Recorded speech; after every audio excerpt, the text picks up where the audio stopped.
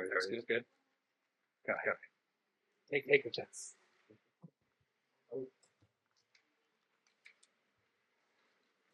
All right.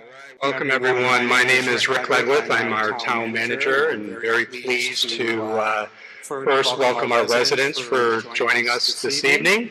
Also recognize our residents who will be watching from home. Thank you, WHCI TV, for filming tonight's program. Can you hear? Is it sounds not that strong enough out there, so I have to bend over now? Thank you, Ed. Actually, you know what I can do?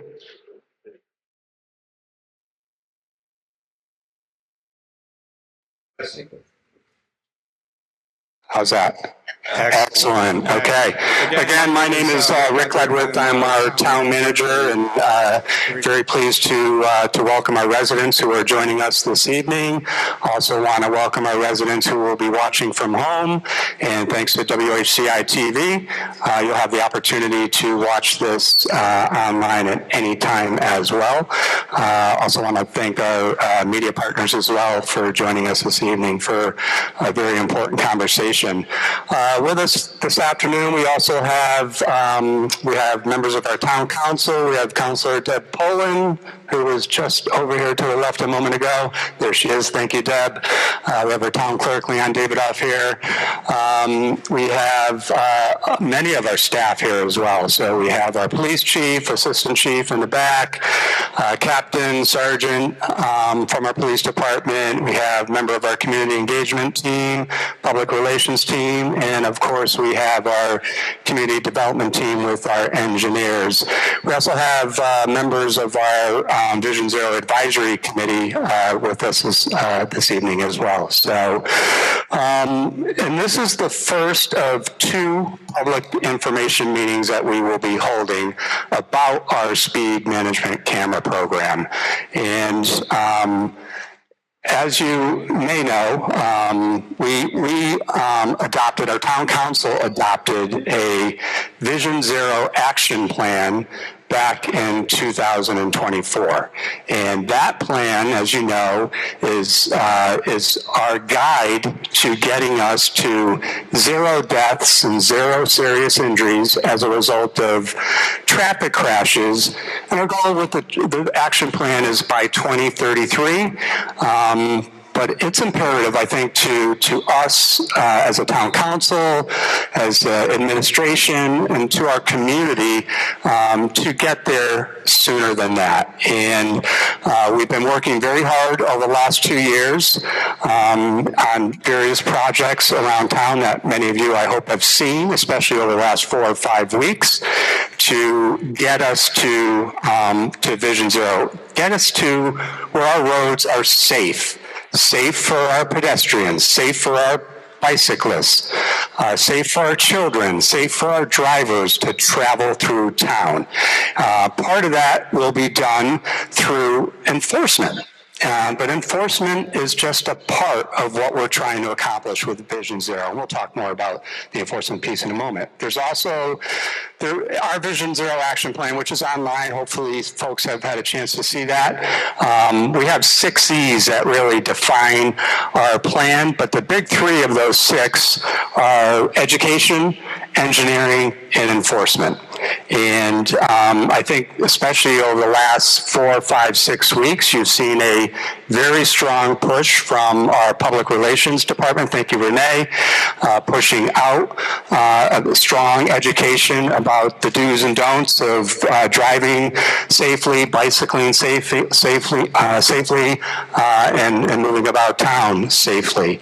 There's the engineering piece, which has been significant over the last 4, 5, 6 weeks, as we've seen a number of quick build projects that are popping up virtually all through town. So you've seen a lot of work on Cedric. You'll see more work in the North End, work in Elmwood, includes raised crosswalks, curb extensions, pedestrian islands. We'll be looking at neighborhood traffic circles and roundabouts. Speed humps. So that work is continuing as we move through this summer, and that work will continue as we move through the next couple of summers as well, till we get to a point where it is absolute, where we achieve Vision Zero, and we can move, as I said, through our town from one side to another safely, where we can change the culture of driving in our community. What started all of this, as we know, was tragedy. Back in 22, we had 6 individuals die tragically on our streets. 3 of those were pedestrians. 2024, we had 3 pedestrians who died on our streets. This year, within a week of each other, back in early June, we had 2 more people tragically die on our streets. 1 is too many. We need to get to 0, and we are doing that through our Vision Zero action plan.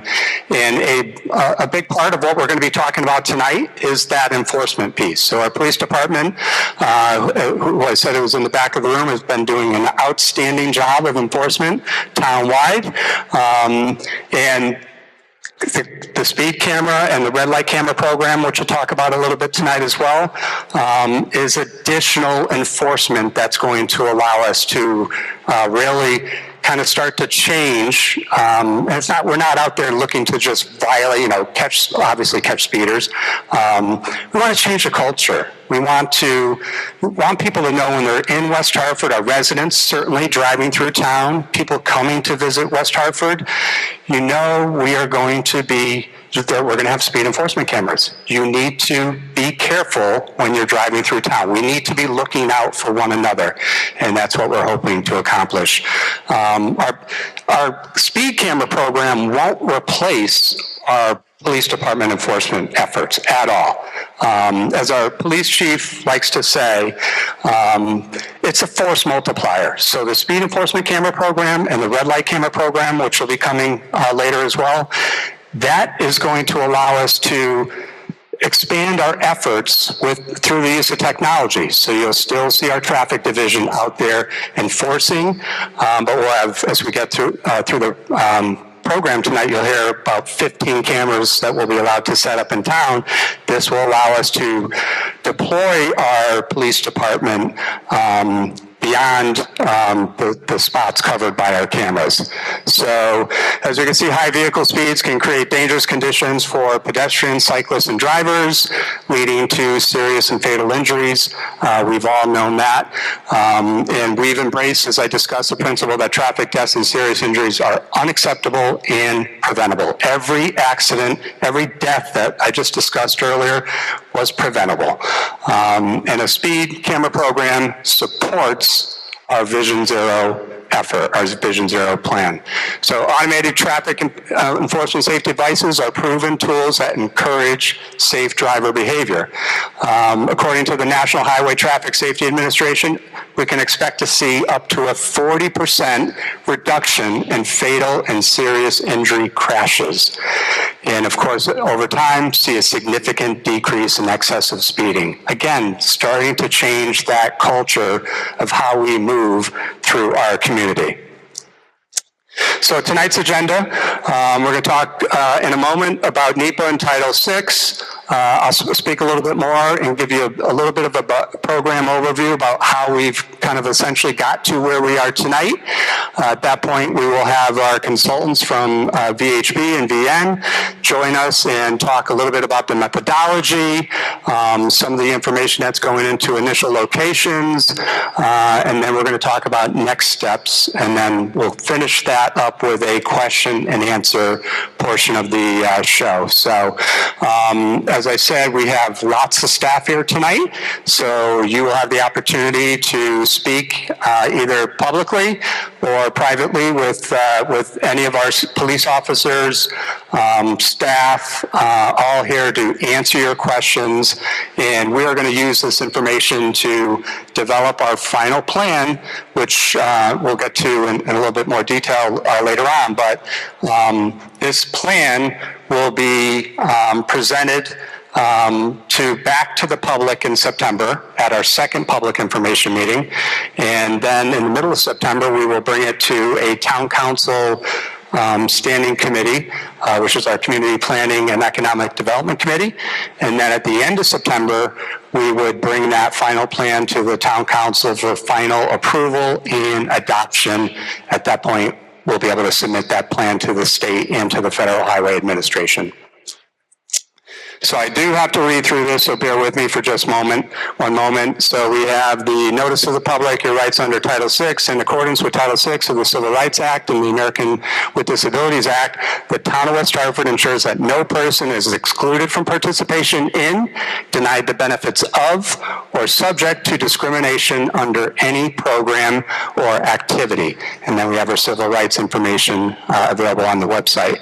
So the National Environment Policy Act, Review and Environmental considerations, this project is expected to qualify for categorical exclusion under NEPA, meaning no significant environmental impacts are anticipated. Public feedback will help identify any additional concerns for evaluation. And then comments received during and after this meeting will be documented and reviewed as part of the final decision-making process going into our final plan. So, and you can email feedback to as well to visionzero@westhartfordct.gov. So, so a bit on kind of what is automated traffic enforcement safety device, how we got to where we are today. So House Bill 5917, Connecticut House Bill 5917 was signed into law back in June of 23 and authorized the use of both speed and red light cameras. According to the statute, cameras can only be installed in 4 types of locations. Traffic signals, of course, for red light running. School zones for speeding. We have 2 school zones in the town of West Hartford. And through our Vision Zero action plan, we'll be implementing more school zones. We have 0 pedestrian safety zones for speeding, and I'm not sure there's actually any documented pedestrian safety zones in the state. And then, of course, we have other locations for speeding, which is really the focus of where our plan will head, and that's what we want to hear from you this evening. We have maps in the back of the room. After we're done, if you have a chance, you can go check out some of the streets and help us identify streets where you feel a camera would be effective. Devices, an ATSD is a device that records violations of speeding or running red lights. That's it. That's all that camera will record, and we'll talk a little bit more about that in a minute. So images capture license plate, date, time, and location of violations. So it does not take a picture of who's driving. It takes a picture of your license plate and then records it for processing.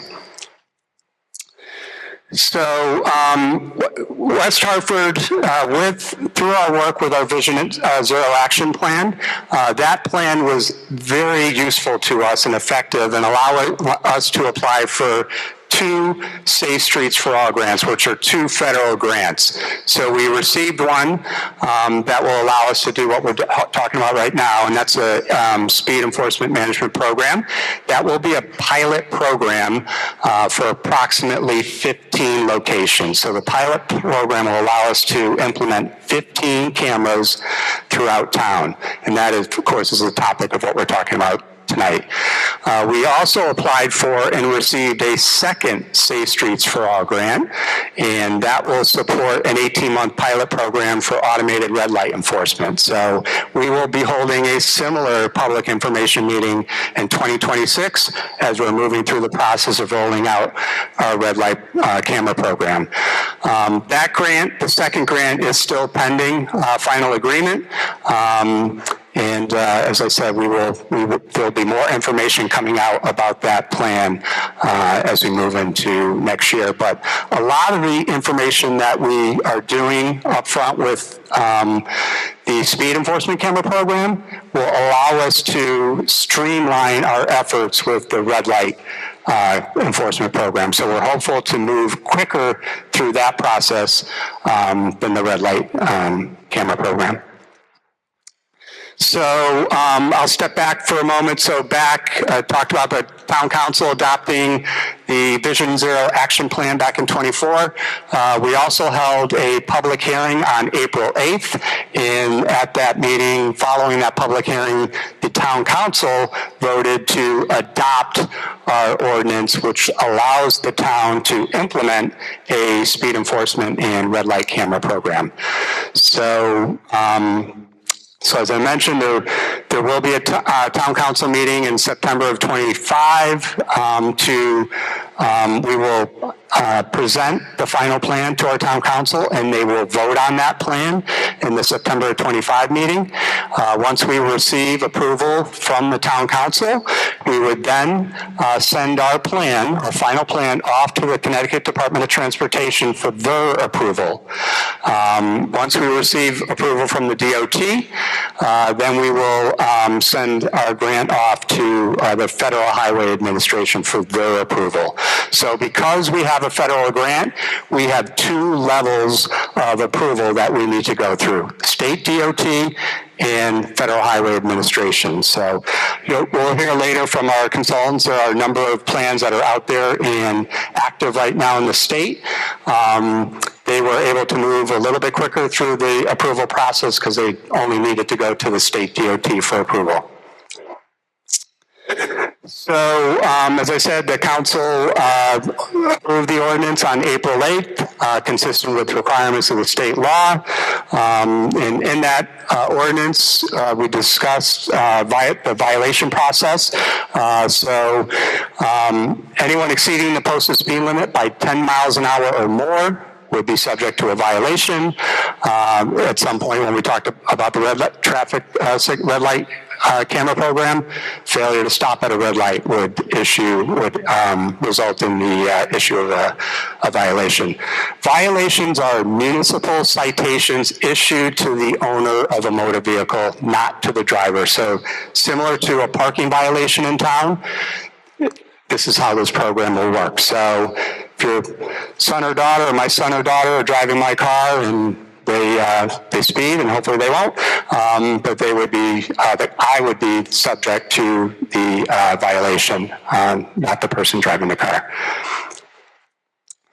So in terms of a review process, a West Hartford Police Department sworn officer or authorized town employee will review and approve recorded images before issuing citations. It will be $50 for the first violation, $75 for each subsequent violation within 1 year. A 30-day warning period will be in place before fines are issued for each camera location. So when we roll this program out, folks will have 30 days before fines will be issued. There will be an online payment option available with processing fee not to exceed $15. And of course, vehicle owners will have the right to appeal the fine within 10 days. As required by state law, funds collected from fines will be invested directly back into West Hartford by supporting transportation safety and mobility improvements, infrastructure enhancements, and costs associated with automated enforcement programs. So the money that we collect through this program, through these violations, will go directly back into our infrastructure efforts that we are undergoing right now. So everything we've been working on over the last several months, last year, and as we head into the next couple of years, the revenue generated from these violations will go directly back into keeping our streets safe. Vendor fees for installation, operation, or maintenance of the devices cannot be contingent on the number of citations issued or fines paid. So this isn't some kind of incentive for a vendor that we may choose to issue more tickets. This is, if you're speeding, we're going to issue a violation, and we will use that revenue, as I said, to implement more changes. You know, our hope is, that anyone who's paying attention to the news right now, you can see in towns where they've rolled this program out over the last couple of months, you've seen some of the fine numbers that are being issued in some of these communities. It's excessive. And certainly, I would expect we may see that here in town as well. But over time, as I said, we're hoping to change the culture. And if someday we're not issuing any violation because everyone's obeying the speed limit in town, that would be our ultimate goal, of course. So no, this is important, no personal identifiable information shall be disclosed by the town except where disclosure is made in connection with the charging, collection, and enforcement of the fines. No personally identifiable information shall be stored or retained by the town or camera vendor unless the information is necessary for the charging, collection, and enforcement of all fines. And we or the vendor will destroy any retained portion of personally identifiable information not later than 1 year after the date of such person's most recent violation. Again, this isn't an opportunity for us to use these cameras for any other reason other than to keep our streets safe, have people obey our speed limits, and not run red lights in town. That is it. So state law and Safe Streets for All agreement both require reporting to measure effectiveness of our devices. So we will have to report out to the state and the Federal Highway Administration number of violations, crash data at each of our sites, the number of hearings requested and results of those hearings, amount of revenue that we receive from the fines and fees, and percentage of fines collected from residents and percentage of fines collected from non-residents. And then, of course, the cost to the town to use these devices, and list of engineering educational measures undertaken by municipality to improve safety. And as I said, that's ongoing right now and will continue as we move forward. So state law requires signs at each of our posted locations. So when you see a camera, you'll also see a sign that lets folks know that there's a camera there. We, believe it or not, are required to notify Google Maps, Waze, and Apple Maps, all online navigation applications of the location of our cameras. So that is something that's required by the statute. And we, as I said earlier, we are required to have an awareness campaign 30 days, well, I didn't mention this part. So 30 days prior to the operation of the camera program, we will have a more educational campaign. We'll be keeping people up to date on as we're moving through this process anyways, but a more stepped up education campaign 30 days prior to the operation of the cameras. So everyone's going to know that these cameras are coming. So it is this important. So through the pilot programs, because we received a grant, it's a pilot program. So we can implement this program for 18 months. And then we would need to, we can extend it. So within the state program, there's a 3-year, so every 3 years, the town needs to get approval from the state for this program. We have an 18-month pilot program, obviously a little short of that 3 years, but we can extend, we'll be able to extend with our vendor to go beyond that 18-month program to up to 3 years. Our expectation will be that this will be effective, that we would get approval to continue this pilot, to continue the program beyond the pilot, and it would be our expectation that 3 years from now, that we would be working with our town council to continue this program beyond that 3-year initial approval from the state. So at this point, I'm going to introduce you to our consulting team, who will go into a little bit more detail about locations of cameras, methodology, next steps, etc. So we have Kevin Ortiz, we have Joe Balskis from VHB, and Kevin from VN Engineers. And then, as I said, at the end, we will have the question and answer, and we have a number of staff here available to take your questions, both from the podium as well as off to the side as well. So thank you very much, and I will turn things over. Is it Kevin first, or Joe, or Kev? There you go. Thank you. Thank you.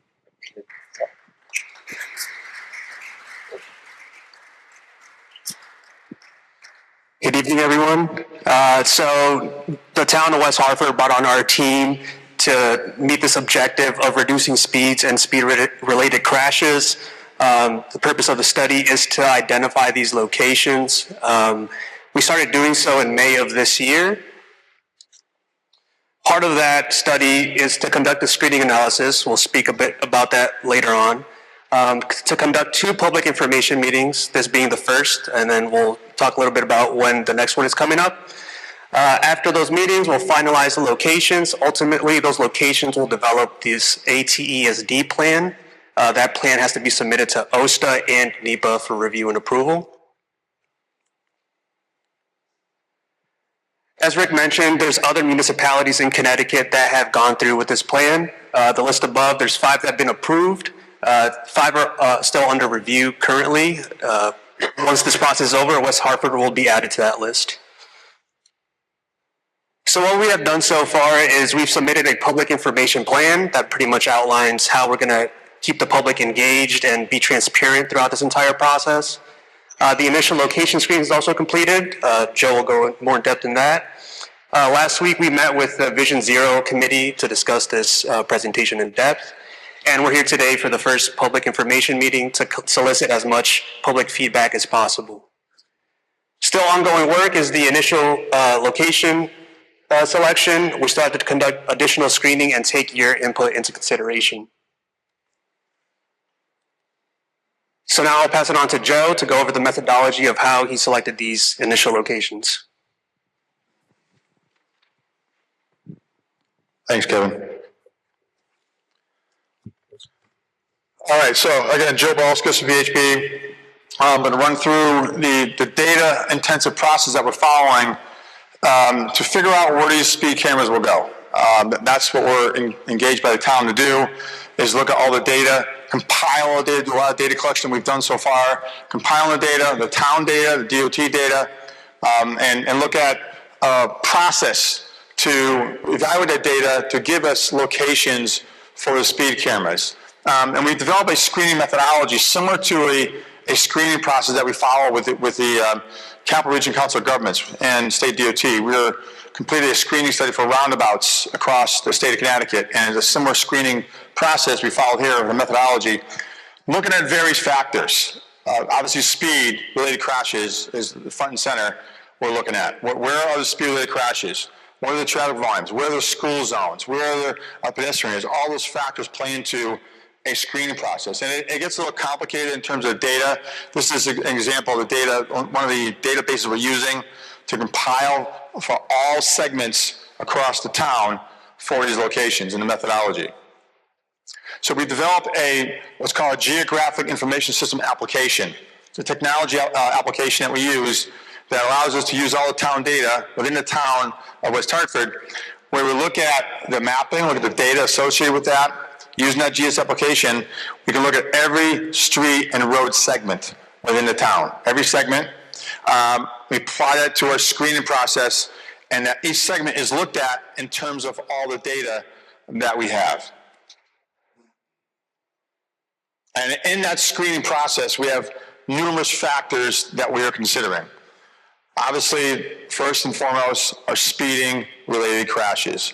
So now we got all crashes, just crashes involving speeding. That's the first and foremost thing we're looking at. Obviously, the traffic volumes, that's part of it. The speeds of the vehicles in those crashes. VRUs, vulnerable road users, right? Non-vehicle users of the roadway. And we map all those locations. And this is an example of some of the data we've mapped showing the various factors involved, the speed crashes, the volumes, the speeds, on our GIS mapping is what we're using. Can I finish? Can I finish the presentation first? No, can I finish the presentation first? Sorry. All right. Vulnerable road users. We call it people who are not in vehicles. Pedestrians, bicyclists, e-bikes, all that. Those are what we call vulnerable road users. Sorry about that. You're welcome. So our screening process, again, we start with the crashes involving speeding vehicles. That's the first and foremost. We also look at the crashes themselves. And you see the Yukon here. So University of Connecticut with Connecticut DOT have developed a crash repository. All the crash reports now are all done digitally by police officers. And it's a very accessible database. You can actually access it yourself. And we use that data, we bring that into our geographic information location map, and it allows us to map all these locations in the town of West Hartford. We then, as I mentioned before, the vulnerable road users, we then map those locations. Crossing guards, where do we have crossing guards across the town of West Hartford? Where do we have school zones? Where do we have slow zones? Where do we have pedestrian zones? Parks. Parks are pedestrian generators. Open space as well. So we map all that data, allows us to see where all this is happening, and how is that overlaid with in terms of our speed-related crashes and our volumes, and so on. So this is all done in a geographic information system database that compiles all this. And then we screen that in a process. So this map shows the vulnerable road users that I mentioned here, all these here. And then we also overlay that with the speeding crashes to see, are the speeding crashes in those same areas? Are we seeing those speeding crashes happening at crossing guards? Are they happening in slow zones? Are they happening in school zones? So we can connect the dots, if you will. So this area here has a school zone, and it has speeding crashes, and it has speeding vehicles. That's how we connect the dots in terms of our mapping data. And we screen for that. So those are the ones that we're going to look at. That's your focus. What do you want with a speed camera? Speed camera on a higher volume road, higher speeds, speed-related crashes, pedestrians are present, crossing guards are present. That's an ideal location to have a speed camera. We also look at the Vision Zero focus areas I was talking about earlier. The towns developed this map. We overlay that as well with our data. So it's very data intensive. This part of the process is data intensive, meaning we're not applying a subjective view of it. It's all based on what the data has given us that we've compiled. So what does that mean? We run through the screening process. We run it through our probably 3/4 way of our screening process, and from that we found about 3 dozen roadways that look appropriate for a speed camera. It doesn't say exact location yet. It just says roadway segments that are potential speed camera locations. We have further screening underway to look at those. We will then select a top 40 locations, if you will. Ultimately, 15 will be selected in the end. But this is a map, and I'll show you the streets themselves. This is a map in yellow. You can see these are the town map. These yellow segments are what the segments, the screening methodology is telling us are the initial locations we need to look at a little further. What does that mean? That means this. So this is a list of town roadways. Now, this does not mean the entire roadway. This means that this roadway may have a camera suggested for it. Doesn't say where on the town roadway. Obviously, Mountain Road's up there. Obviously, New Park Avenue's up there. Tropic Drive. We're not saying where right now. We're not there yet. It's just saying these are 36 roadways that we've seen so far with the screening process are potential candidates for speed enforcement cameras. Okay, let's go take that in a little bit. So it's 36. A lot of these probably sound familiar. A lot of these are probably major arterials in town, higher speed roadways in town. Obviously some 4-lane roadways there. Some of these may not be, they sound, well, wait a minute, but there could be some crashes there. A lot of speed-related crashes on a road. That's why it's up there. Maybe a road segment that's near a park, near a school zone. That's why it's up there, okay?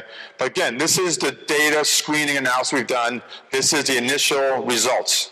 The next steps on this process is listen to you, but we have additional screening, okay? So data comes out, tells us the results from the screening, and then we look at a little bit more at the focus areas I mentioned, get into more of the speeding violation data that we have, all right? Does this road have speeding violations, a high percentage of speeding violations versus other roads in town? We're gonna do desktop reviews. Okay, we're gonna use our computers and use Google Street View and Google Maps and look at from a desktop standpoint, is this roadway segment appropriate for, so then we start entering the subjective part of this. The data tells us this, and then we'll look at the subjective nature of it. Same thing we did with the Capital Region Council of Government study as well as the DOT study statewide for roundabouts. We then check the qualified census tract. Okay, make sure you have too many locations and areas that, that the requirements you are supposed to look at and not have them concentrated. And also public input. Okay, this is number 1 hearing, information meeting. The number 2 one is in September. So this is what we haven't done yet. Okay, Then the initial data analysis, the screening, have initial results to be seen. This will be our next steps. And then we'll develop the initial list of locations for speed cameras. The schedule itself, it was talked about. This kind of outlines for you the schedule, the ATSD plan, public meeting number 2, at Sedgwick Middle School, okay? This one's here, but September 3rd at Sedgwick Middle School in September. We're following, obviously, NEPA. These are all steps outlined here in the process.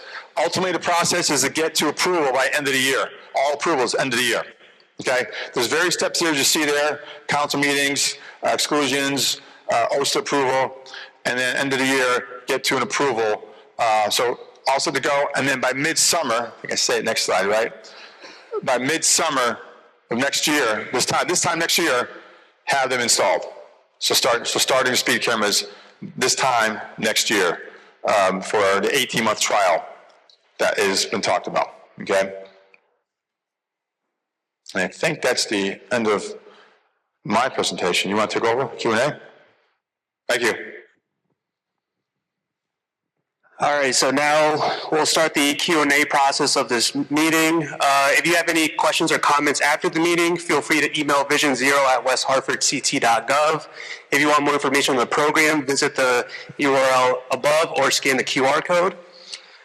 So the comments, when you signed in, you provided, if you wanted to provide a comment, we will read your name in order. Please try to keep it within 3 minutes so everybody gets a chance to speak. And just a reminder that all your questions, comments will be recorded and posted online. So if William D. would come up to the podium to provide comment. William D. Tracy B. Tracy B. Can you come up to the podium? Sorry.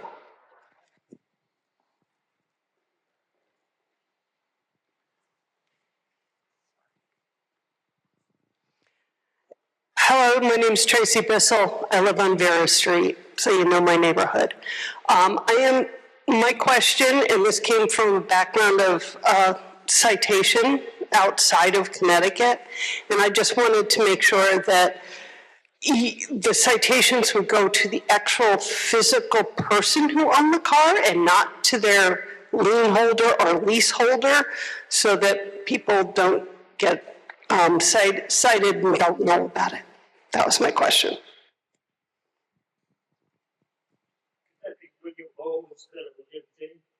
Yes, sorry. Do we want to give an answer to that? We can get back to you on that one. So the leaseholder of the car instead. So I know the tickets are issued to the owner of the vehicle, but obviously a complicating factor is the lease. So we can take a look at that and reply and answer back. Thank you.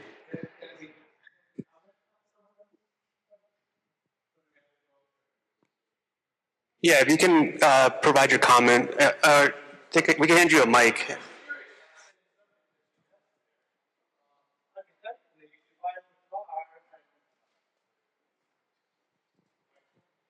So they can get back to you.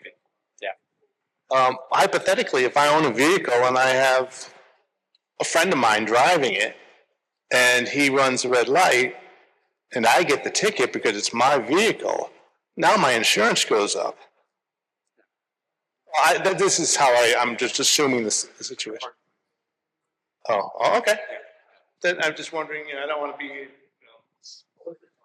So the ticket will be issued to the owner of the vehicle and not the driver of the vehicle, but it's essentially a parking violation, for lack of a better word, which police department would have a more official term, but it's issued to the owner of the vehicle. It's not shared with DMV and it's not shared with insurance companies.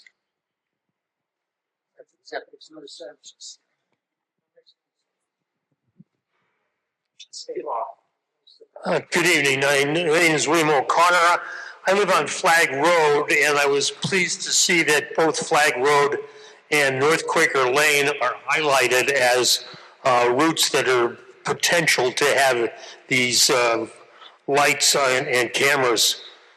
West Hartford is a fast-moving community, and people drive a lot times over the speed limit. So I just want to thank you for the opportunity to put in my 2 cents. Thank you. Next is Ed P. Ed?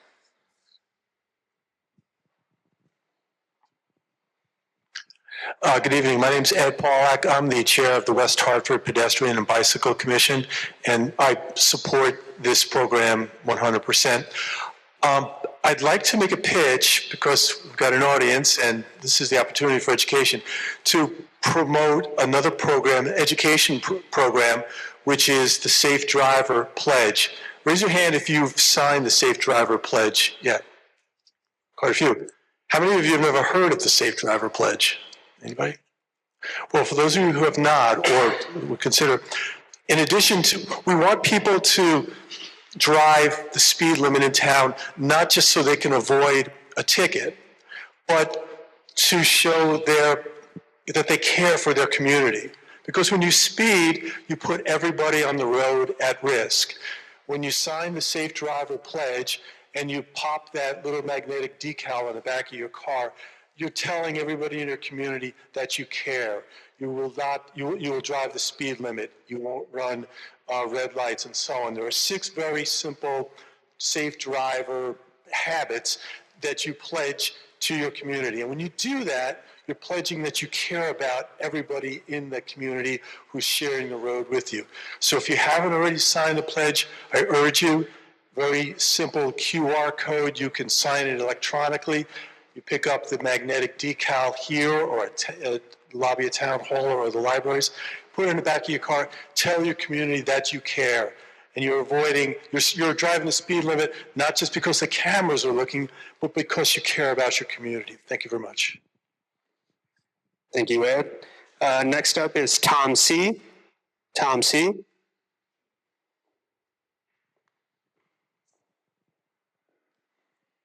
Thanks. My name is Tom Carson.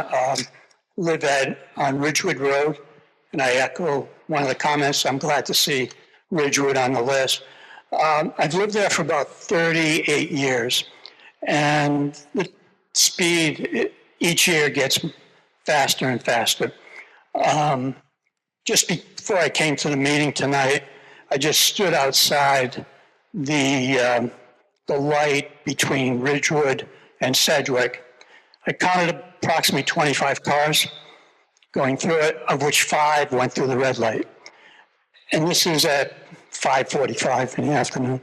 So it's a real issue. A couple of questions. The discussion is about breaking the speed limit. And I'm wondering about how the speed limit is set. Some of the roads are at 25 miles an hour, some are at 30 miles an hour. And I think that makes a difference. I believe Ridgewood is 30 miles an hour.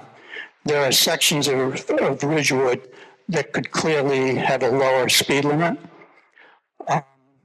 So I would advocate for some consideration for the speed limit. The road was recently repaved about 4 years ago. I advocated for a reduction at the limit at that time, and I was told that it's considered a public safety road for fire and police, and that's the reason they couldn't do it. But I would still advocate for a lower speed limit if possible. The other question I had for the gentleman from the engineering firm, among the items that you've analyzed, a great deal of data, was any of the data considering the number of children who live on a street?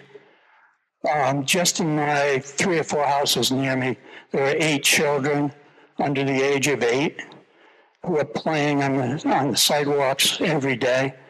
So I would hope that would be a consideration as far as the number of children within a location. And lastly, I want to thank the town and everyone that's looking into this, and it's a very important issue. Thank you. Thanks, Tom. And I know we didn't have specific data related to number of children in each home, but we have taken a close look at our school zones, which obviously we would usually have more children living in closer to those school zone areas. Anything you'd add to that, Joe? Yeah, I guess I would just say that we don't have that data we don't yet, but if that's a concern, or we can add it. I mean, if the data is available, like even like sidewalk, we don't have data showing where the sidewalk is not sidewalk. So the beauty of the system is that you can add that. So if it's really available, and it's a concern that we look at children that reside in an area, and that can be one of the things we can look at. We don't have it now, but again, if that's a concern and it's available, that's the key thing. The data is available in some way that we can put in here, then we can look at that. Good question.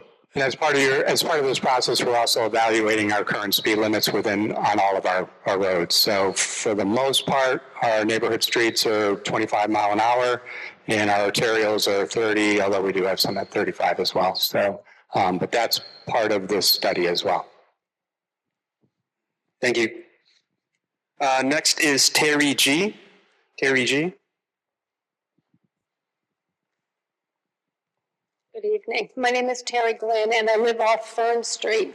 And I've lived there for 26 years, and the park is right there, Fernridge Park. Very concerning. When you come down Main Street, you pick up speed.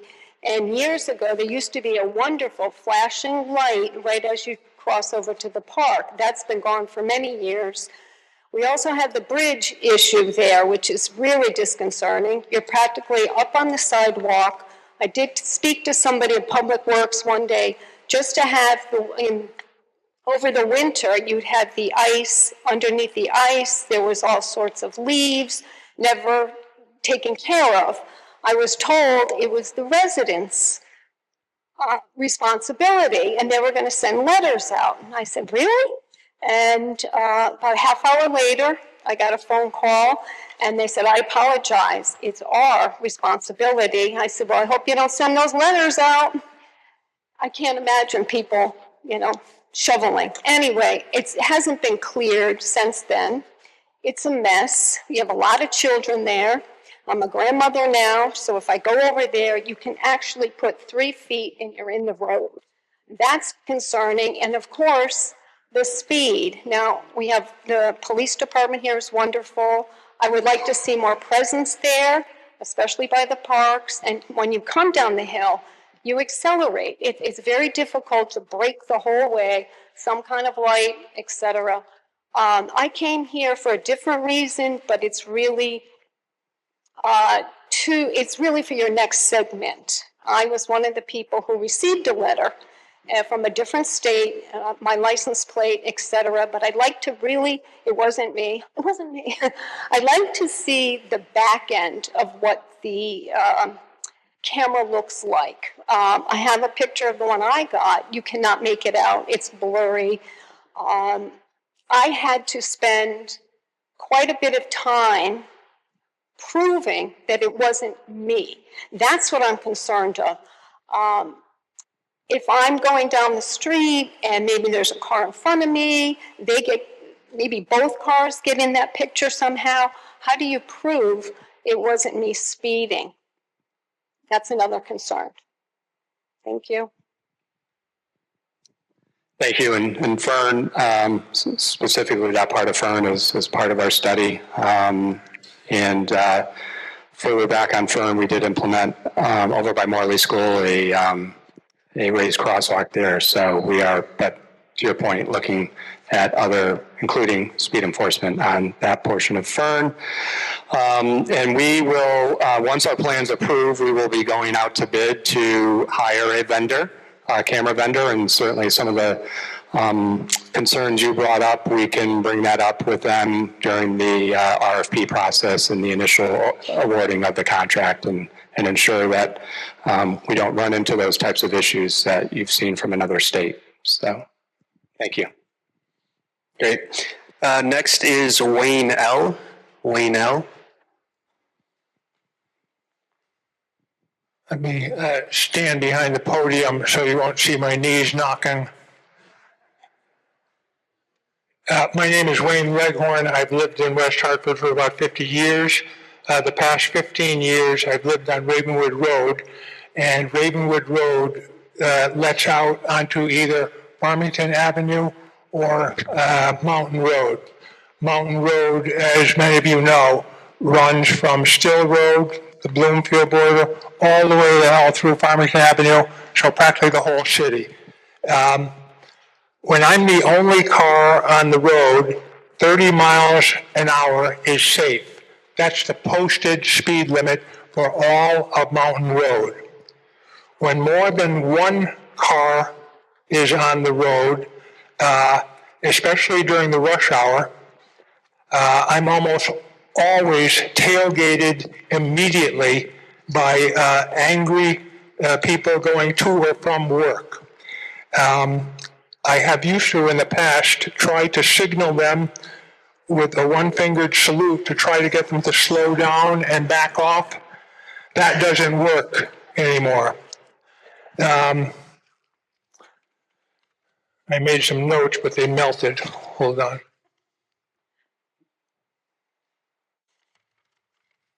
Hey there. So I'm pleased that you see Mountain Road up on the left side of that screen as one of the targeted possible areas. In my opinion, you could put a speed camera every 100 yards and you would be hard pressed to find someone going 30 miles an hour unless that's me. And I use that road practically every day. I do notice that there are some signs there that warn the motorists that you've got to give 3 feet to the bicyclists. When I see a bicyclist on parts of Mountain Road, I have to white knuckle my way and decide, am I going to slow down and not hit the bicyclist or the kid or the dog when they hit one of the ruts that are out there now built into the road, or am I going to get tailgated? And I just found out earlier that there is no law against tailgating anymore unless the person hits you, and then you can get a ticket for following too closely or something like that. So I know that this is currently restricted to just speeders and red lighters, but if possible, you might want to consider those cameras allowing you to get the person nailed for speeding and for tailgating. I think that's about it. Thank you so much for doing this. I'm 100% in favor of this. And the only way they're going to stop, they don't stop, they don't take signals, peace signs, or anything else. Hit them in the wallet, hit them hard. Second and third time, double, triple it. And a lot of these, someone mentioned about concern for the community. A lot of the people on that road are not from the community. They're flying in from wherever to go to a job, and they're flying out to a job. They really have no thought, consideration about the people who happen to be fortunate enough or misfortunate enough to live next to the Mountain Road Speedway. Thank you.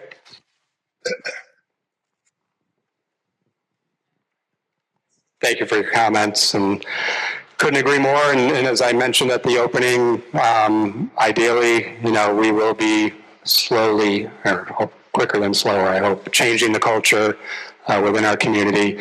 A certain chairperson of the Pedestrian and Bike Commission challenged our advisory committee. We've been working together now for a couple of years to actually drive the speed limit. So when you're on Mountain Road, drive 30 and see what happens. And your point is well taken. But honestly, when you drive 30, it slows everything down. It's a game changer. Driving the speed limit changes the safety of our community. That's where we need to get to. Won't be easy, but that's our goal. Thank you for your comments. Next is George G. George G.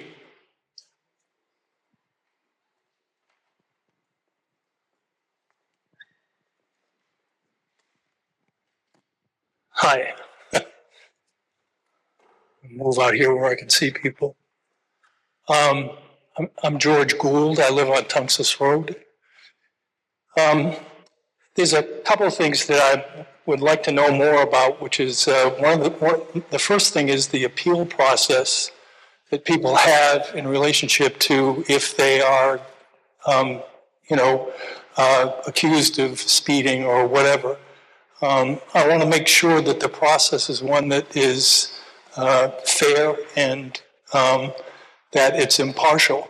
I think that that's important. The second thing is, since I live on Tunxus, there is a couple of other things. The first street, as you come off of Ridgewood, is Cornell. And that street is it's a cut through. People who miss the red, get the red light. Let me put this in another hand. I'll probably, anyway, but it's a cut through where people come off of Ridgewood, particularly if they miss the light turns red, and then they cut through Cornell, and the town and the state have never had, a thing that comes across the entrance that you come out of or the exit that you come out of the street. They've never had so that when somebody cuts through there, they usually cut off the corner. And many times I've seen, because I live across the street from Cornell, I've seen cars that come. So I don't know. Cornell is not mentioned at all. I'm hoping that it's part of the stuff that the town does in relationship to that area of Tunxus and Ridgewood. I think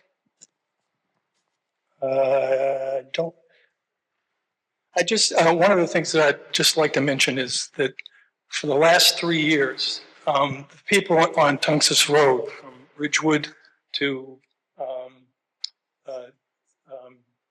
Sedgwick, have put up signs. Every single person on our street has done that for 3 years, off and on, trying to slow down people. And that part of it has not worked because people go through there at 50, 60, 70 miles an hour.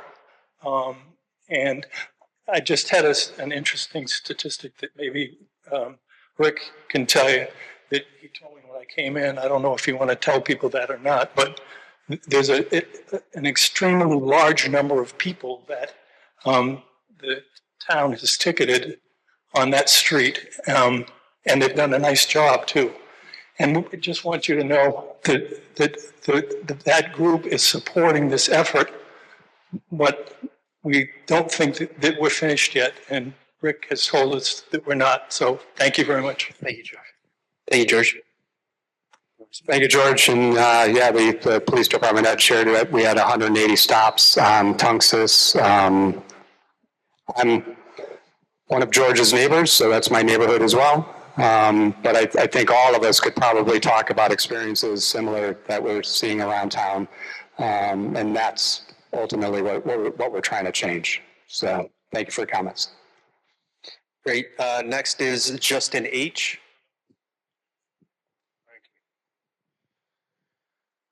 3 minutes. Let's see. I could ramble forever. I'm a West Hartford resident my whole life. I grew up Fernan, North Main. Then I bought a house over at Flatbush and Oakwood. And I bring that up because they're main intersections. And like George mentioned, cut-throughs. People are always trying to cut through to avoid the light. And where I'm going with this is, once you implement these speed and red light, what is going to be the nature of the drivers? Are they going to, find different routes? Because the whole idea is to get across town, and the time it takes to get across town now takes a lot longer. And as the town continues to grow with more cars, it's going to, the same thing's going to happen. Now you put in speed bumps. I've seen those recently. And chicanes on Arnoldale. That was on one of your slides. The chicanes, they're great. I've built one before. But it aggravates drivers, and they try to go through it as fast as they can. And the speed bumps, I'm worried about the winter when the plow season comes. So I'm wondering who's going to pay for, to fix those. But I applaud this program for the speed cameras and especially the red light cameras, because I think it's the only thing that's going to work. Post-pandemic, driving skills are terrible. And, I think that's all. Yeah, I'd like to see a speed hump on 44. 18,000 vehicles, I just heard this yesterday, 18,000 vehicles go over Avon Mountain every day. And there's a house at the end of the Governor's Street that has speed humps. They have to rebuild that brownstone wall God knows how many times. And, there's people that drive highway speeds on 44. That's all I got. Thanks. Thanks for your comments. So our Public Works Department, we've implemented, 15 now speed humps and raised crosswalks. We have exponentially more coming. Public Works Department is fully supportive of what we're doing to keep our town safe. So they know where they are, and we may run into issues here and there during the winter, but we have a great crew, and they'll do their best to get over them safely and not destroy them without having to do too much work every spring. But fully on board with what we're trying to do. As I mentioned before, the camera system is, the technology. Where the technology is, we will be in the other places. So if we start to see what you just mentioned in terms of people avoiding the cameras and trying to go through other parts of town, we will be there with our traffic department and continue that, as I said, the force multiplier of keeping our speeds down town-wide. So we do have a meeting with the state tomorrow morning, actually, on Albany Avenue. So we are continuing. It's a state road. We did a road safety audit, as many folks know, and we are going to be working with the state to implement changes on that road that will hopefully dramatically change what we all experience whenever we get on that, essentially I-84 within West Hartford on Neighborhood Street. So thank you. Great. Next person is Mark O.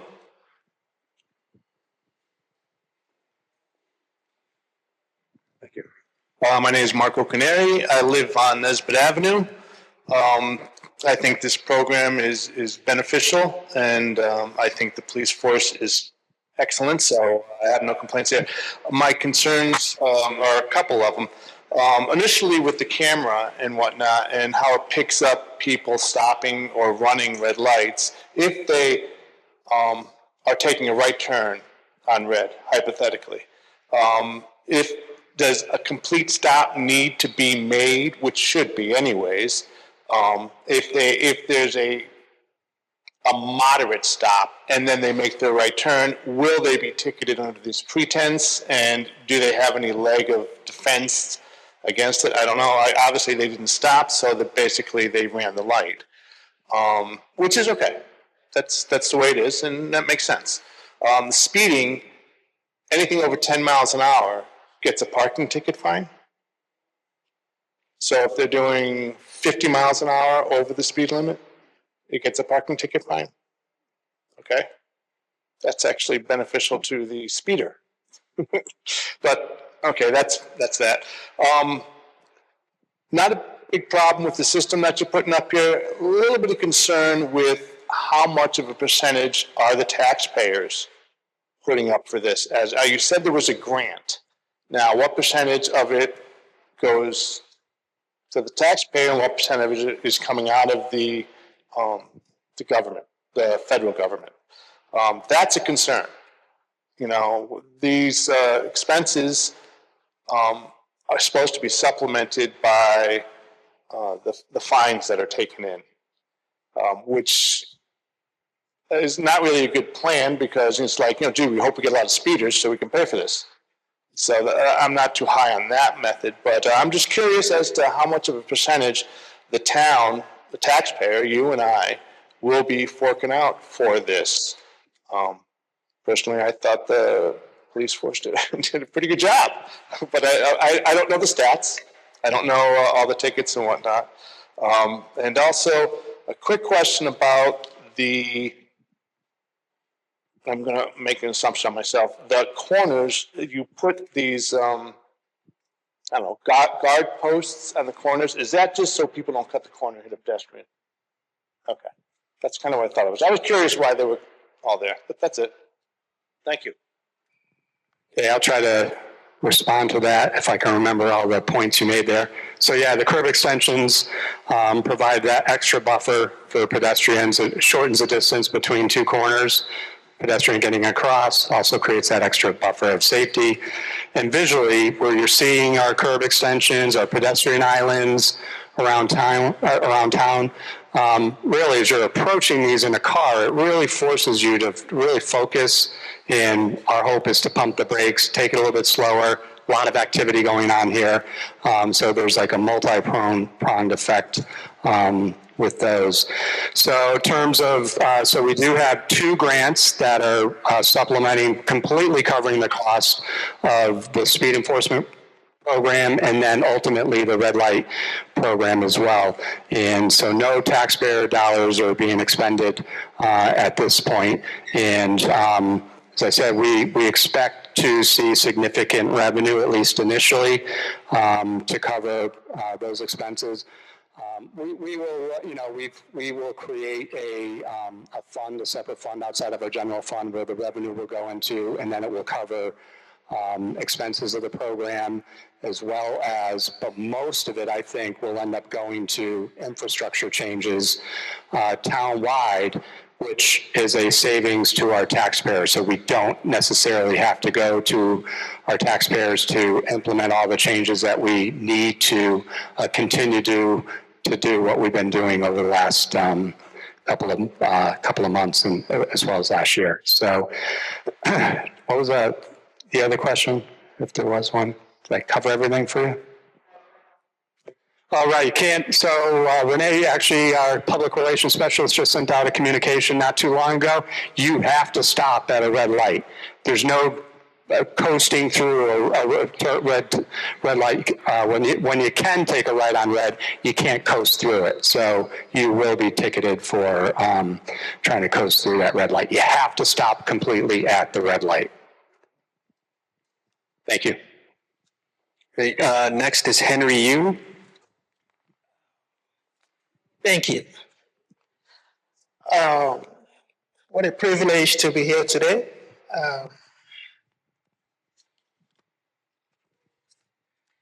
I'd like to first of all give some statistics. We all can Google.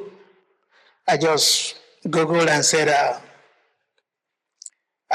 list me the number of cities, that likes or that he has worked out for. The traffic, red light, traffic cameras, And I saw that in my Google, which I have here, 44 cities in the United States have uninstalled their cameras. They used to have the cameras. They have uninstalled it because it doesn't work right for them. And at the bottom of it, I saw 8 states from Maine to Mississippi to New Hampshire to New York, South Carolina, even the big old Texas, West Virginia and Wisconsin is banned. They banned it. In other words, they don't want it. These are some of the things I think West Hartford, which I love. I think it's a wonderful city. Every time we get the best cities in the United States, you see West Hartford appears there among the 10 cities, I'm so proud of it. I sent it to my friends out of state. This is where I live. I said I had to say all this. I did a little research, which I would like, I don't know who can take this for the city council, for their review, for them, I want it filed, if you don't mind, please. I don't want to take a lot of your time, but I have about 6 points with subsections in it. I also compared it with the city of Middletown, which you mentioned, when you, for the city of Middletown, they have about almost 10,000 citations, 9,819 citations. And the revenue billed was $606,000. That's how much they billed. And guess how much they collected? $30,000.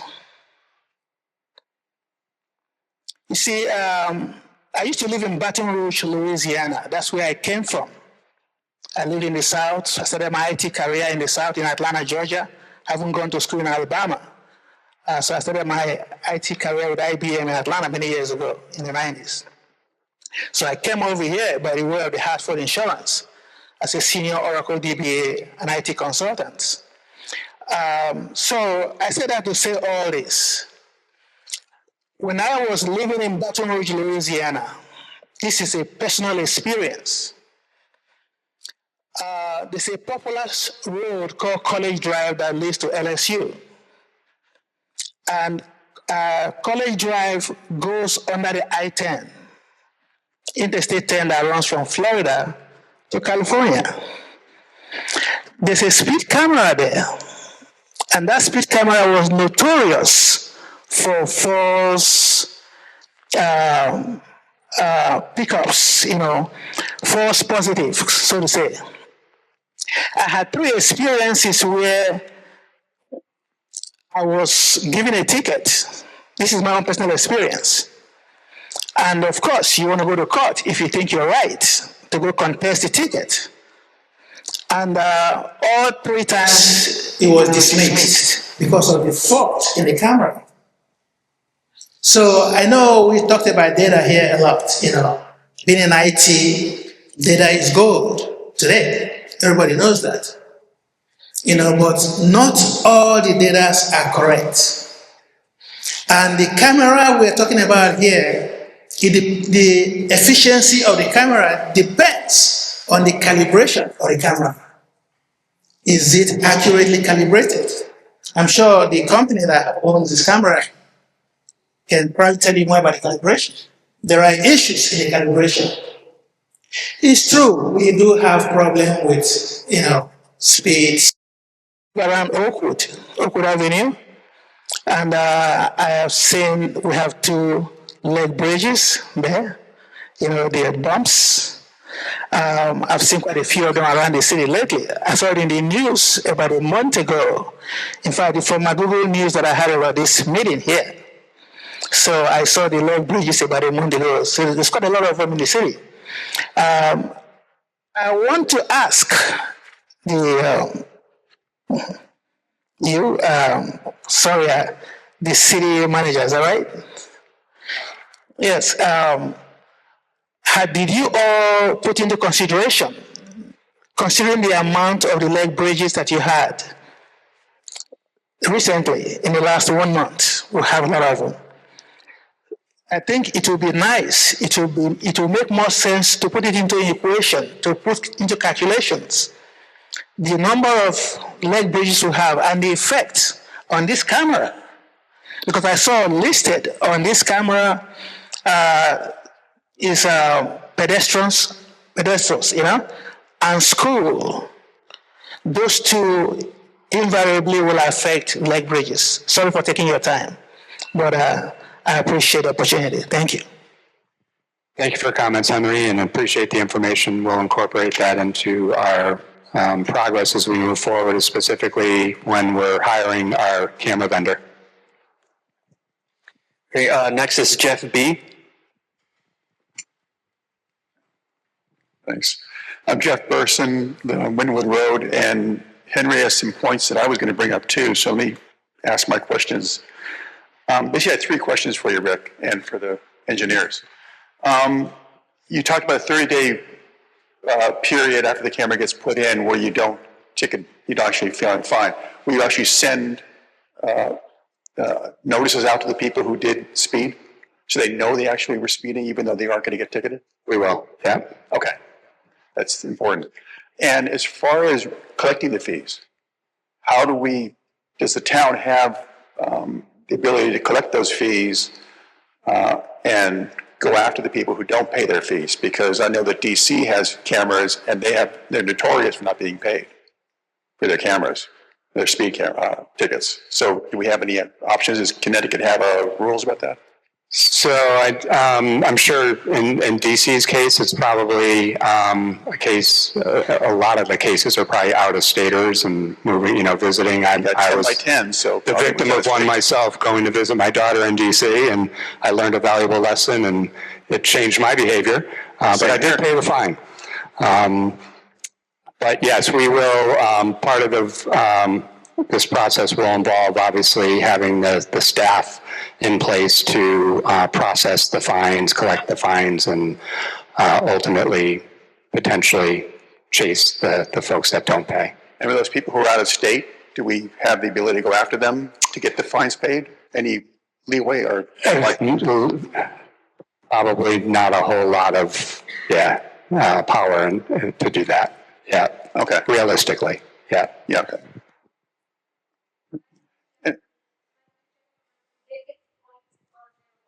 No, that's the point. It's like a parking ticket, so you don't get the ticket. Yeah. And the third thing was talking about is you're using a vendor for the cameras. They're responsible for all the maintenance and repairs for that, or are we going to be billed for any time it gets repaired? They own the cameras. They will. Well, we'll work through that during the bidding process, and ultimately the vendor that we choose and go with. But they would be we build that into the contract. And so how do we deal with vandalism at that court? Maybe that's the police have to deal with that question. We would, obviously a police department would be involved if there was vandalism, but certainly we would work with a vendor to replace the camera as well. Yeah. But it would be at the town's cost? We don't know that. I don't think it would be. Obviously, that's something we'll work through with the vendor. We're not there yet, but that'll happen. As soon as we get our plan approved, we will be bidding this out to multiple vendors. But the ones we've talked to initially, we've had conversations with a couple. They own and maintain the cameras. Okay. So I don't expect that to change. Yeah. And you talked about neighborhood roundabouts. Yes. Can you go into more about what that's all about? Because my wife's French, so we're in Europe all the time. So roundabouts are the way to do all traffic control out there. So are we doing something like that here? Yeah, we can talk afterwards about the roundabouts. Hang out for a couple of moments and we'll, talk. Okay. Talk all night about them. All right, thank you. Next is Robin S.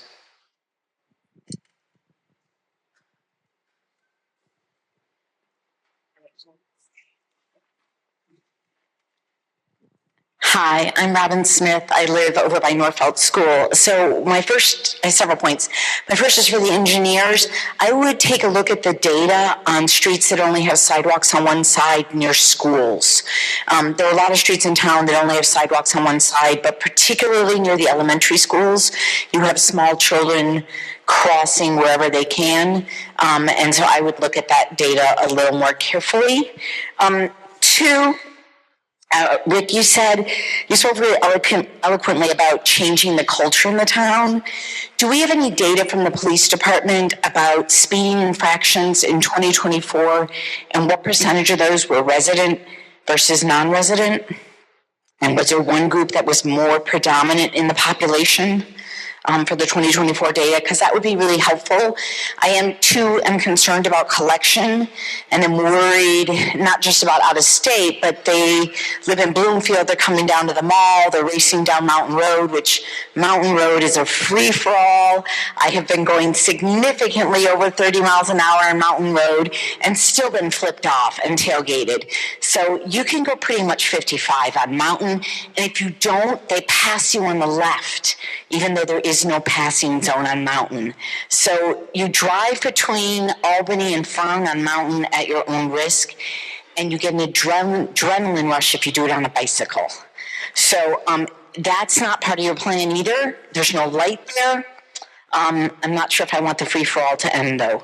Okay, and then the other question I have is, you said personally identifiable data will be collected for a year and then destroyed. During that 1 year period that you're maintaining that personally identifiable data, is it subject to warrants if the police won't identify where someone was at a given time? It is not. So they can't use it as a crime-fighting tool to determine where a vehicle was and whether someone was in a vehicle at a given time. Correct. Oh, wait, he raised his hand. Correct. Sorry, that's your question. Well, you're beating it into my head. So that's that it's not used for crime fighting tool. It's just for the speeding enforcement, and then subsequent to that, I'll take the mic for the. Subsequent to that, they can be utilized when we have the red light cameras. But again, it will just be motor vehicle enforcement. And I'll wait until the end, but I took several notes. I can also provide answers to several questions that were brought up earlier, but I'll wait till the end. Great, thank you. Next is Louis V.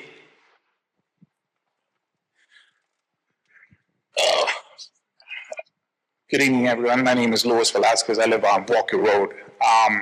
Everybody kind of stole my questions for the most part, but just a couple of questions is, for the violation, is it one specific camera if you get caught on that camera, or is it going to be town-wide if I speed on this camera, but then 3 months later I speed on another camera?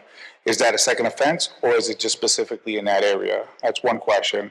And my other question was, for the final decisions, has anything been taken into account as far as adjusting, traffic lights, adding speed bumps, and looking at other alternatives in certain areas of those 40 locations? Are those being considered? And then to piggyback off of some of the other people is the appeal process.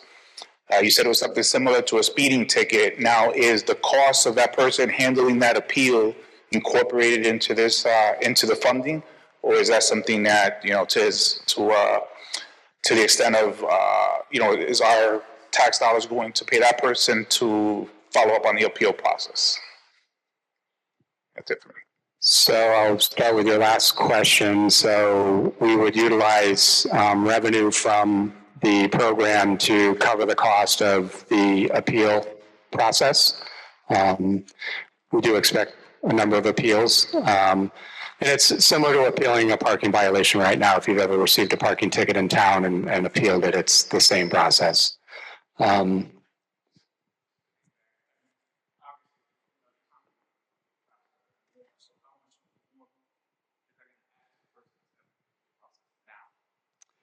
So it would add considerably more to the person who handles it right now. We do expect a lot more violations because of more than parking violations, obviously significantly more.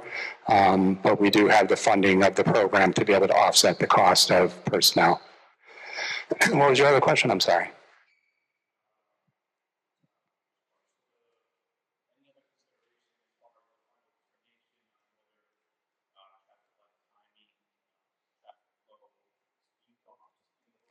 All of that we'll continue to work on. So all the infrastructure changes I hinted to in the opening will continue. You've seen a significant amount of change over the last 4 or 5 weeks. We need to continue that through the rest of the summer and then into the next few years. So that won't stop. So we will continue to implement engineering changes throughout town as much as possible. Great, that was everybody that signed up. If you would like to leave a public comment, raise your hand. Here you go. Thanks. I support this program 100%. I lived in Sorry.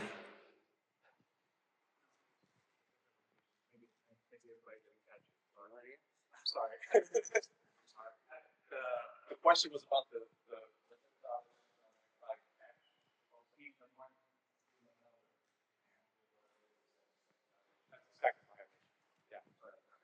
so you get 2 violations. You could get 2 violations in one drive. you could get 2 violations, 2 tickets in one drive. Okay, good to know. I support this plan 100%. And I lived in Switzerland for 6 years where they use these cameras for speeding, for intersections, and they really work. So I'm glad you're doing it. I have a couple of questions. First of all, can we do something about, or have you thought about, are they legal, those plastic covers that people put over the license plates that make it so cameras can't see the numbers? Those drive me crazy. Because I don't have it, and I pay my tolls, and I pay, and these guys aren't. So I don't know if that's a state law, a federal law, I don't know. What's that? Awesome, thank you. The second one is, will there be like a flash or something that so you know, oh crap, I got caught? There will be?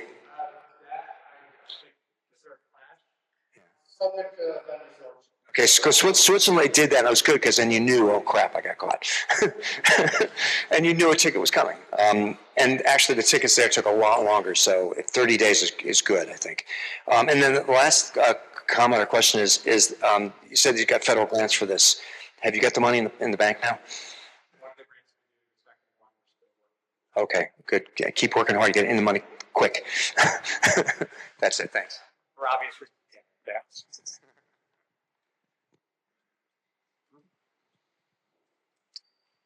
If anybody at this time has any additional comment or question, please.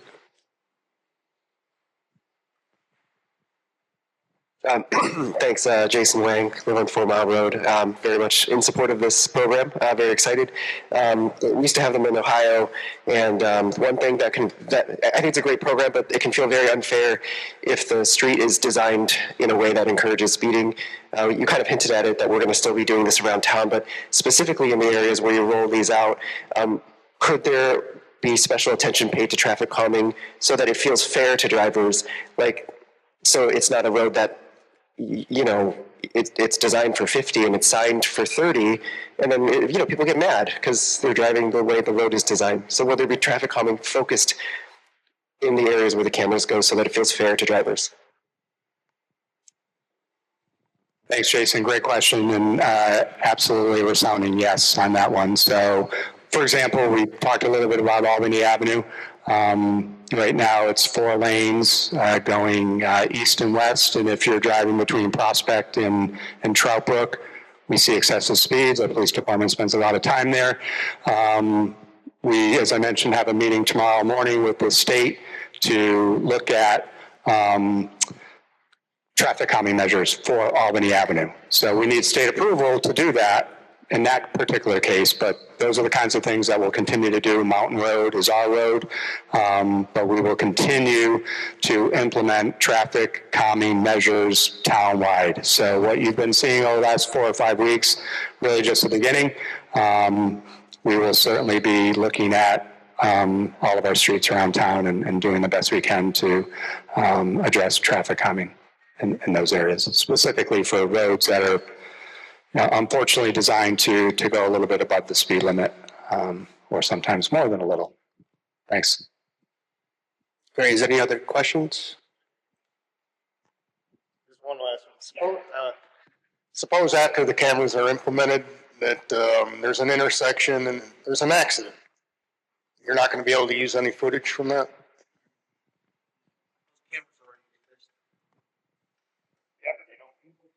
So the red light camera itself will be taking a picture of your license plate. So we do have, to Tom's point, we do have other cameras around town in certain intersections. These cameras would be in addition to whatever camera system we already have in place, as well as we will be expanding that camera system as well townwide. So the red light camera would take a picture of your license plate, not of the accident.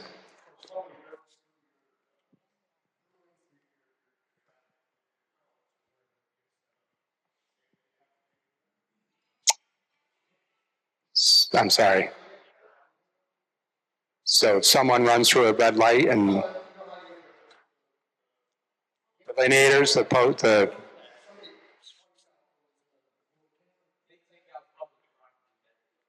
so it depends. I mean, we've had a couple hit already, right? People are getting used to them. We'll replace them when they're If someone's purposely doing something like that, then obviously we work with our police department to address that, so.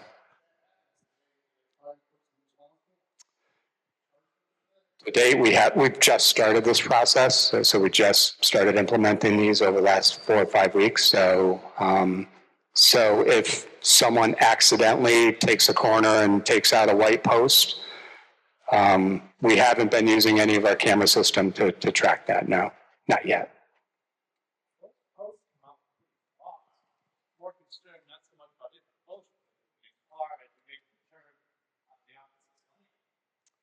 So our engineers were out testing all of those where we've set them up so far and where we will continue to. So you can safely not only get a car around these corners, our Public Works has come out with our plows as well.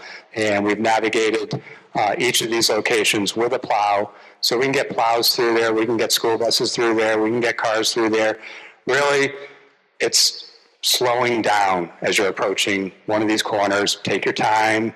Make your way through, get through safely, be aware of people around you. That's what we're trying to accomplish. Chief, yeah. He can correct all my mistakes. I'm sure there were a few. I'm Peg Gould. I live on Texas Road. Nothing is going to be perfect, but I will say that if this mitigates and slows people down, then it's an effort worth trying. And I really think that the data approach is so well thought out that that is the way to try to select and look at. The one question I do have is that my daughter lives in Long Island, and their fees for going through a red light is $250, not $50. And so I'm not sure, but you want to revisit at some point what kind of mitigation a $50 fee for going through a red light really has in terms of the long-term effect. But this was extremely well done. Your presentation was very clear. Again, it's not perfect. I don't think a red light camera is going to solve all the problems, but if it's one step forward as one person, I appreciate what you're doing. Thanks, Peg. I appreciate that. And to your point, this isn't about enforcement. Enforcement's not going to solve all of our problems, but it's going to help. It's in addition to education and all of the engineering that we've talked about tonight as well. So a combination of all three, we will get there. Thanks.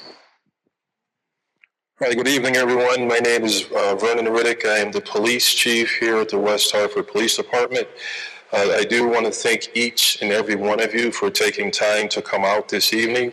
What we just experienced and witnessed is an exercise in community policing. Each one of you bringing your matters and concerns to our attention so that we collectively can work on issues. I've heard several things from this evening, and you, Ms. Gould, was it at the end? Thank you so much. Your point is right on point. It really is. What we're doing here, each component of this is a section of the public safety pie. One section of the pie is the red light cameras. Another section of the pie is the speed cameras. Then you have the police department with enforcement. You have the town with the environmental design and the changes that you have there.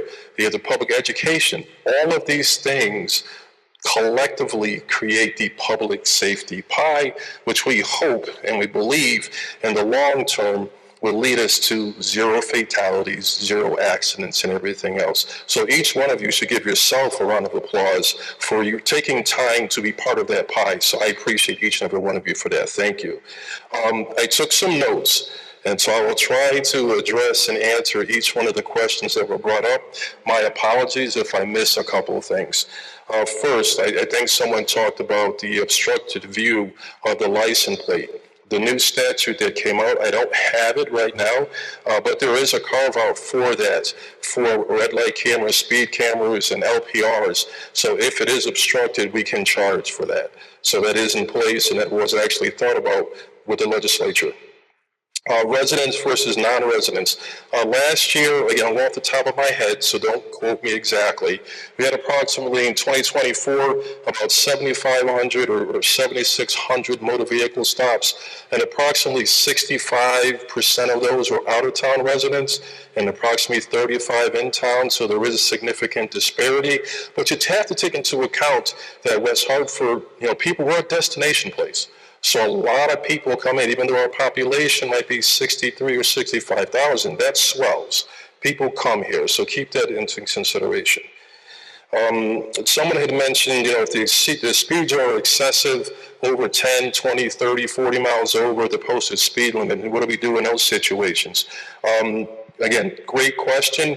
That will require additional information. We can determine whether or not that reaches a statute for reckless driving, and then we have to do additional investigative measures and apply for an arrest warrant and see if it gets signed for an arrest. But that would take work, so it's not prima facie. So a really good question regarding that. At the direction, someone mentioned, someone mentioned taking, red lights, right turns on red and everything else. At the direction of the town manager, who's going to kill me because he doesn't want me to give him credit, we've actually, well, I don't have the data. We didn't anticipate that question for tonight, but about approximately a month or so ago, he directed me, who we in turn passed it on to our traffic division to actually look at certain locations for red light violations, specifically red light violations. So kudos to him. I do have the locations, but I do not have the data right now. So there was Troutbrook at Asylum, Farmington at Ardmore, North Main at Sims, Farmington at Raymond, South Main and Park, Boulevard in Raymond, Troutbrook and Farmington, and then Albany Ave at multiple locations. So we're looking into that. That's a big time consideration. Another question came about the registered owner or the leasing component of that. Well, leasing in an extent it's very similar to the owner. When you have a car note, that car is actually owned by the bank. So there's really no difference when it comes to that. We don't do title searches, and usually with a lease, you'll have the lien holder, which would be the leasing company, and the registered vehicle owner. So we'll be going after the owner, or the registered vehicle person, who that individual is. So that's how we would handle that. So thank you for that excellent question. I couldn't hear that earlier. I actually tried to send you a text, but it didn't work. You're a little busy. And also someone else had mentioned regarding the following, I guess, tailgating, and that the only time that charge can be implemented if it's an accident. That's not accurate. That's at the discretion of the police officer for following too close. My traffic people help me with the statute. I think it's 14240 or something. Am I right? Holy cow. I don't know last time I actually did that, but yeah, so we actually can implement that and utilize that if an officer does find somebody who's quote unquote tailgating, but you are accurate. It's not a tailgating charge. It's actually a following too close charge. So again, I tried to, if I missed any other questions here, I really tried to grab everything. I'm sorry, one additional thing. So we did add 2 additional traffic officers to our traffic unit, which brings us to 8 traffic officers. And there's a lot of training that goes involved for the reconstruction component of this, which is approximately 6 weeks of extensive training. So it's a high priority. It's been given from the town manager and the mayor to yours truly, who in turn put this out to the rest of our police department to make sure our streets are safe for everybody. Again, remember that pie. We all have a piece of the public safety pie. Thank you.